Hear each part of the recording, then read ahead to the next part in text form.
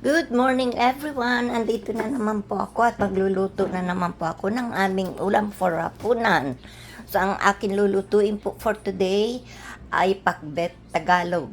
At ang halo ko po syempre sa ating pakbet Tagalog ay eto pong kalabasa, okra, ampalaya, sitaw at may konting karne po tayo at ayan pong akin talong na binabad ko po muna sa tubig dahil mangingitim po yan kapag hindi nyo binabad sa tubig at meron din po tayong luya, sibuyas at kamatis at dahil pakbet Tagalog po ito, eto po alamang po ang aking ihalo dito. So umpisan ko na po ang paggigisa. At eto po, nilagay ko na po ang karne at lulutuin lang po natin ito ng mga 15 minutes sa ilalagay na po natin ang ating gulay at ang ating alamang. At eto, nilagay ko na po ang ating sitaw at ang ating kalabasa. After 2 minutes, ilalagay ko na po lahat ng gulay dito.